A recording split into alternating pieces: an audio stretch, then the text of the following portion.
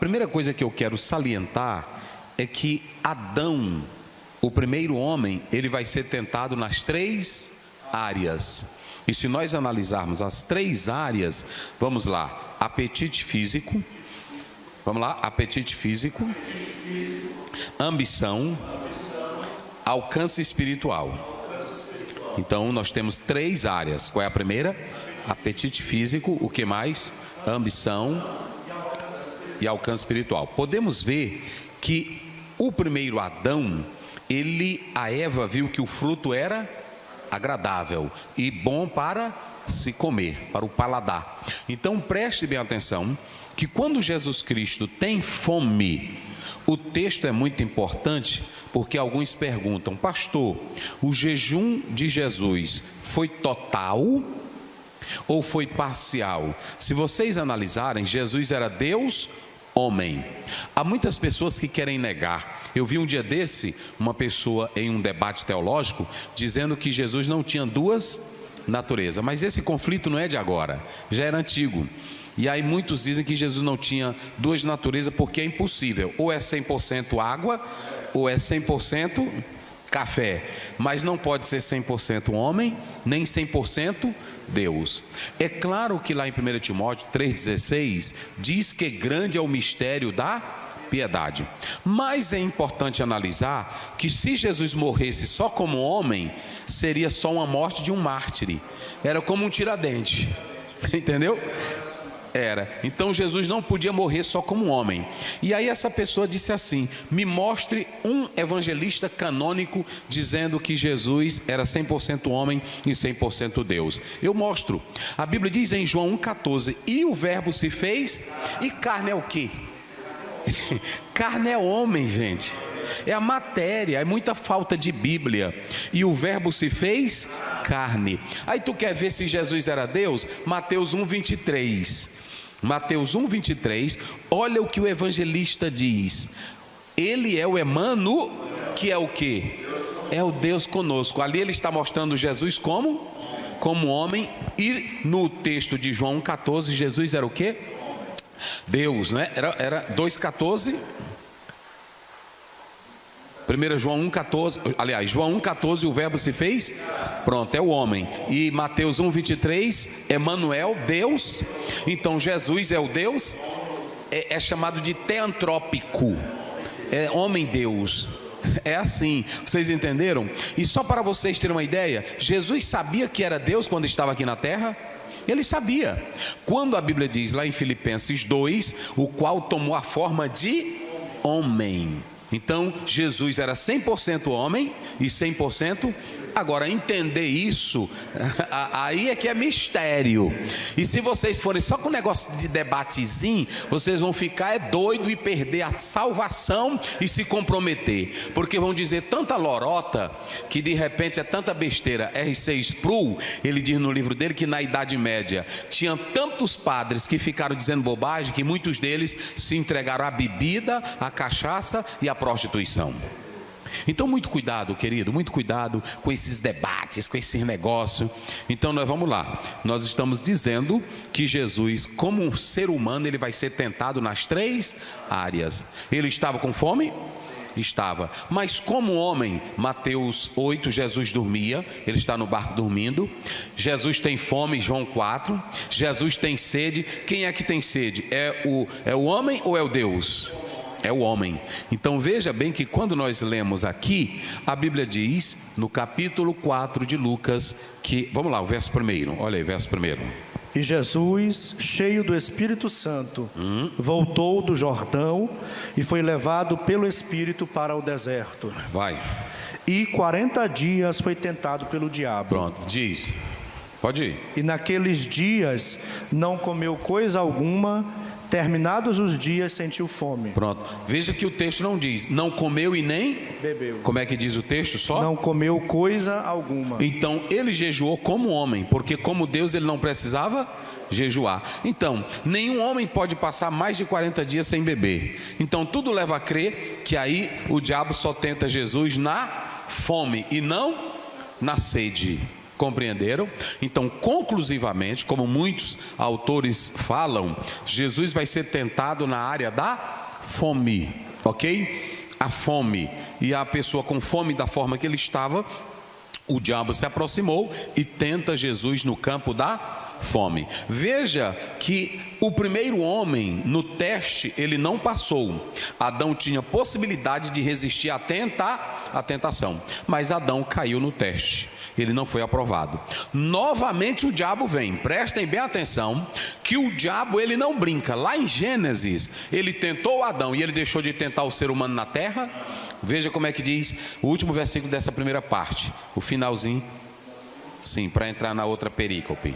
Isso. E acabando o diabo toda a tentação, ausentou-se por algum tempo. Ah, ele só se ausentou? Por um certo Novamente ele vai tentar Jesus em todo o seu ministério, usando pessoas, usando argumentos, usando ardis para desfazer a obra de Cristo, para não levar Jesus para Jesus não ir à cruz. Então veja que o diabo tentou lá no Éden e agora ele tenta Jesus da mesma forma. Observem que ele tenta nessas três áreas: na área da fome, como nós estamos colocando aqui, apetite físico; na ambição, vocês serão como Deus. Ele tenta Jesus assim: eu te dou toda a glória, eu te dou todo o poder, se tu me adorares. Aí veja bem que ele tenta também na área espiritual. Jesus resiste? Pronto, porque ele diz: te lança daqui para baixo, porque está escrito, Salmo 91, aos teus anjos dará ordem. Veja que nas três áreas Jesus foi tentado, mas Jesus, ele vence ou não vence? Ele vence. Nós vamos falar como é que ele vence. O texto diz que ele foi levado pelo Espírito, ou seja, a vida de Cristo era direcionada pelo Espírito Santo de Deus. A palavra deserto aí não era aquele deserto só de areia, seco. Era um local, estava ali ao oeste do Mar Morto, era um local desabitado, não habitável, e que na verdade não tinha muita coisa para se fazer. Esse era o deserto. Quando se fala quantos dias Jesus passou? 40 dias, segundo os estudiosos da Bíblia, é o tempo máximo da provação. Vamos ver aí, Gênesis 7:4, depois Êxodo 24:18. Rapidinho.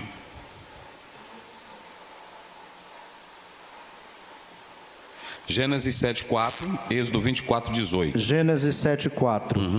Porque passados ainda 7 dias, farei chover sobre a terra 40 dias e 40 noites. Está vendo? E desfarei de sobre a face da terra toda a substância que fiz. A Bíblia tem tudo, gente. Rapaz, esse é o período da prova. A Bíblia não ultrapassa. Vamos lá, outra referência. E Moisés entrou no meio da nuvem, e depois que subiu um monte, e Moisés esteve no monte 40 dias e 40 noites. João 8:4. Depois a gente lê 1 Reis 19:8. Vamos ver só 40, eu estou confirmando aqui, mais de 4 versículos bíblicos, porque Jesus vai ser tentado 40 dias, que é o período da provação. Vamos lá. João 8:4. Isso. 8:4. E, pondo-a no meio, disseram-lhe: Mestre, esta mulher foi apanhada no próprio ato, adulterando. Isso. Pode ir. Agora 1 Reis 19:8. 19:8. Vamos lá. 19, versículo 8. Isso. 19:8. E levantou-se, pois, e comeu e bebeu, e com a força daquela comida caminhou 40 dias e 40 noites até Horebe, o monte de Deus. Então nós estamos falando do tempo da provação. Jesus foi tentado 40 dias. Veja que Jesus Cristo orou, veja que Jesus Cristo jejuou, e veja que ele estava direcionado pelo Espírito. O diabo deixou de ir lá? O diabo deixou de ir lá? Então só o fato de eu orar, o diabo não encosta? Só o fato de orar, o diabo vai ficar à distância de mim? Só o fato de eu orar e jejuar, o diabo jamais encosta perto de mim? Então essa história, tem até irmão que inventa isso. Olha, eu quero dizer que quando tu está em oração e jejum, o diabo, ele fica à distância. Aí é que ele se aproxima. Vamos ler Bíblia, gente. para testar, para saber se tu aguenta, se tu não está fazendo só para se amostrar, se tu não está fazendo só para exibição. Tem um bocado, bota para cá, Daniel, bota para cá. Tem um bocado aí que quando pega esse microfone é o que mais ora, é assim ou não é? Tem um bocado aí que quando pega esse microfone é o que mais jejua, não é assim? Tem um bocado aí que quando pega esse microfone é o que mais conta testemunho. Mas eu quero ver o diabo correr atrás de tu com um facão para ver se tu aguenta. Eu quero ver o diabo te tentar, ou uma pessoa endemoniada se apresentar e tu teres autoridade de Deus para expulsar esse demônio. Você tem? Você tem essa autoridade de Deus? Então não brinque, querido. Ou você se enche do Espírito Santo e tem uma vida direcionada por Ele, para Ele te guiar, e na hora que o diabo aparecer, você vai enfrentar ele cara a cara e vai dizer: eu te repreendo, Satanás, no nome de Jesus. Só faz isso quem tem autoridade. E preste bem atenção, o diabo não respeita a cara de pastor presidente, o diabo não respeita o título que tu tem, o diabo não respeita a tua fala bonita, o diabo não respeita nada. Agora, se ele encostar perto de tu, e se tu tiveres uma vida cheia do Espírito Santo, ele bate em rete. Aí o Pedro diz em 1 Pedro 5,8: o diabo, vosso adversário, anda ao vosso derredor, procurando quem? Ele procura uma falha em mim, ele procura uma falha em você. Então, se tu é da língua grande, se prepara que o diabo já entrou uma brecha, já achou uma brecha. Se tu és mentiroso, o diabo já achou uma brecha. Se tu és falso, o diabo já achou uma. Se tu gosta de dinheiro na obra de Deus, o diabo já achou uma.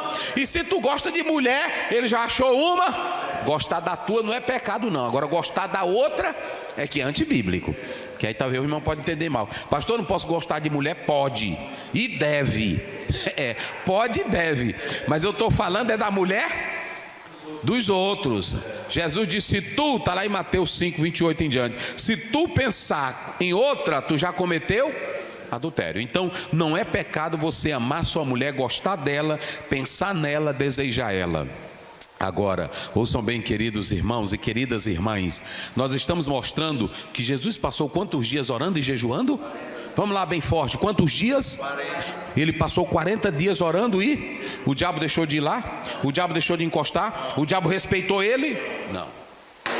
Então muito cuidado, porque a questão do diabo, ele nunca vai se afastar de você. Mas uma coisa é certa, ele pode rondar 24, mas se tu tiveres o Espírito Santo, a labareda de fogo, aí o diabo não te toca. Amém? É isso que nós podemos analisar. Observem que ele faz essa condicional: se tu és o filho de Deus. Eu faço uma pergunta aqui aos senhores: o diabo sabia que Jesus era filho de Deus? E por que ele lançou esse se tu és? Falei. Eu acredito que essa hipótese, né, se tu és o filho de Deus, é instigada por Satanás, até mesmo para atiçar, né, a vaidade do próprio Jesus enquanto ser humano, de querer ser alguma coisa, atiçar a presunção e a soberba, que são características inerentes ao homem, né? Isso, muito bom. Vamos lá. Quem tem a questão da... Mexe aí. Isso, no cabo, isso. Tem a questão da dúvida, coloca a dúvida, porque na crise, por isso que lá em Filipenses 4:7 diz que pela oração a paz de Deus ela guarda a mente e o coração, porque na crise as vozes podem influenciar a tua decisão, e ele se colocou justamente para colocar essa dúvida, que era uma crise, 40 dias jejuando, orando e jejuando, aí fome e não veio comida, e aí? Isso. O que nós vamos analisar? Exegeticamente, teologicamente, ele não tinha medo, porque biblicamente, quando a gente lê Marcos 5, a Bíblia diz que quando Jesus entrou naquela aldeia, naquela vila, o que os demônios disseram? Jesus, filho do Deus Altíssimo. Eles sabiam que Jesus era o filho? Lá em Tiago, ele diz que os demônios creem que estremece. Eles têm o conhecimento de que Jesus é Deus. Eles não creem para a salvação, mas têm um conhecimento mental, racional, de que Jesus é Deus. Na verdade, alguns exegetas salientam que ele disse isso: se tu és o filho de Deus, mande que essas pedras se transformem. Ele sabia que Jesus era o filho de Deus, mas ele achava que Jesus não tinha o direito de transformar naquele momento as pedras em pães. É por isso que ele joga essa sugestiva. E Jesus tinha o poder, tinha ou não tinha? Se vocês analisarem, as pedras ali naquela região do Oriente, elas tinham um formato de pão. Por isso que ele faz essa insinuação e coloca diante de Cristo. O irmão César falou aqui, tem um filme do Peter Pan, que aí eles dizem assim, uma pessoa chega e diz, eu estou com fome. Aí ele diz, não tem fome. Não tem comida. Aí ele diz assim, olhe para a mesa, olha o tanto de comida. Só que na mesa não tem nada. Então eles querem mentalizar, é tipo um poder do subconsciente ou uma fantasia. Na Índia, eles adoram muitos deuses e demônios. E tem pessoas pobres que têm o poder da mente influenciada pelo poder satânico. Às vezes, o irmão César falou aqui, às vezes o diabo, ele está insuflando na tua mente o medo, está insuflando no teu coração o medo, você deixa de orar, deixa de ler Bíblia, deixa de andar de avião. Por quê? Porque o diabo está dominando a tua mente. Você tem que entrar e dizer assim, nem que eu morra, mas Jesus está comigo. E Paulo diz, colocando o capacete da salvação, para o diabo não atrapalhar a tua mente. Filipenses 4:8, tudo que é justo, tudo que é honesto, tudo que é puro, tudo que é de boa fama, nisto pensai. Pense no que é bom, pense no que é puro, pense no que é honesto. Não deixe, olha para cá, bota para cá, Daniel. Não deixe o diabo trabalhar a tua mente. Não deixe ele trazer esse turbilhão de negatividade para a tua mente, rapaz.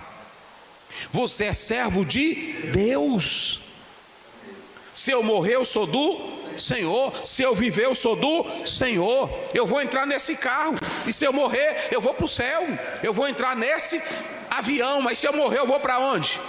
Não deixe o diabo dominar a tua vida. Medo é uma virtude, mas quando ele se transforma em um domínio na tua vida, é um mal. O medo não pode te dominar. Você é quem domina ele. Então, em nome de Jesus, não deixe o diabo trabalhar na sua mente. Ele quis colocar dúvida, ele quis desafiar Jesus, mas Jesus disse, não, Satanás, tu és o Filho de Deus. Aí vem a resposta de Jesus. Nós vamos começar aqui, porque Jesus vai dar 3 respostas para o diabo, e as 3 respostas ele vai dar de onde?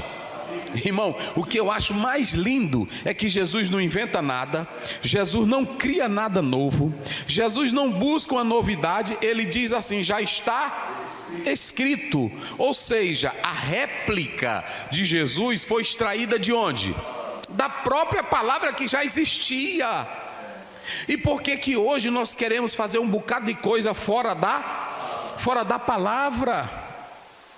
Jesus não vence o diabo criando novidades, jogando óleo, fazendo mapeamento, conhecendo a estrutura não sei de onde. Ele vai para a palavra e ele busca essa efervescência na palavra. Vamos ver onde eu coloquei aqui.